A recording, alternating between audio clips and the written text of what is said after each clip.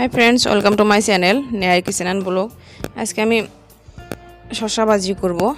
ঘরে কিছু সবজি ছিল না, মাছ মাংস কিছু ছিল না, সেজন্য আমি গ্যাসটা জ্বালিয়ে দিচ্ছি, দিয়ে কড়াইটা দিয়ে পেঁয়াজটা দিয়ে দিচ্ছি, দিয়ে তেলটাও দিয়ে দিচ্ছি। এখন এগুলো ভেজে নেব ভালো করে। আমি দেখুন ভালো করে নাড়াচাড়া করে নিচ্ছি। এখন আমি 2টা কাঁচা লঙ্কা কেটে দিয়েছি, দিয়ে পেঁয়াজের সাথে ভেজে নেব ভালো করে।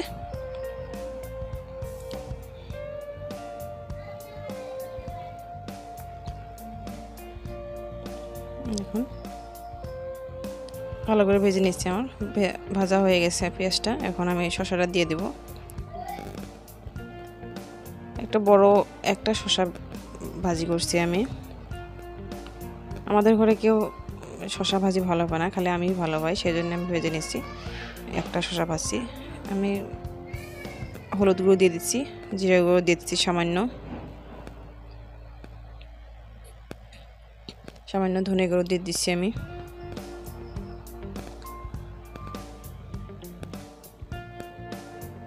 এখন মিশিয়ে দেবো ভালো করে। এখন ভালো করে মিশিয়ে দিচ্ছি আমি এগুলো।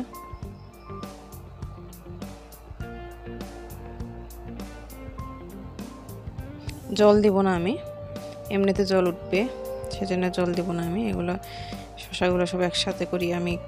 এখন ঢেকে দিচ্ছি, ঢেকে আমি মিডিয়াম ফ্লেমে 1 থেকে 2 মিনিট রান্না করব। এখন 2 মিনিট হয়ে গেছে, আমি ঢাকনাটা তুলে দিচ্ছি। এখন আমি গ্যাসটা একদম লো ফ্লেমে দিয়ে দিচ্ছি, দিয়ে নাড়াচাড়া করছি।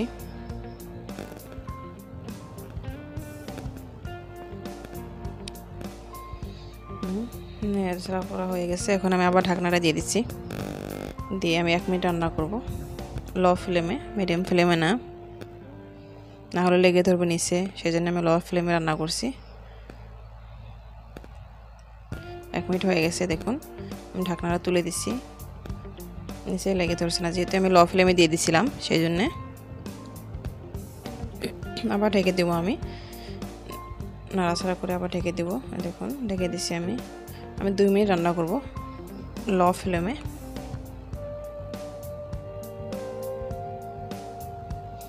দু মিনিট হয়ে গেছে। এখন আমি ভালো করে নাড়াচাড়া করে দেবো।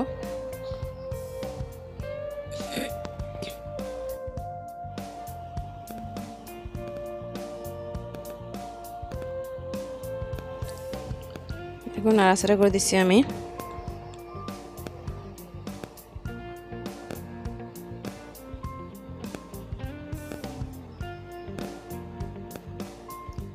সামান্য লেগে ধরেছিল, কিন্তু শসা ভাজিটা হয়েছে না। আবার ঢেকে দিচ্ছি আমি 1 মিনিটের জন্য লো ফ্লেমে। 1 মিনিট হয়ে গেছে। এখন ঢাকনা তুলে দিচ্ছি, দিয়ে আমি নেড়ে দেবো ভালো করে। আমি গ্যাসটা অফ করে দিচ্ছি। শসাটা হয়ে গেছে, দেখুন আমার শসা ভাজি রেডি হয়ে গেছে।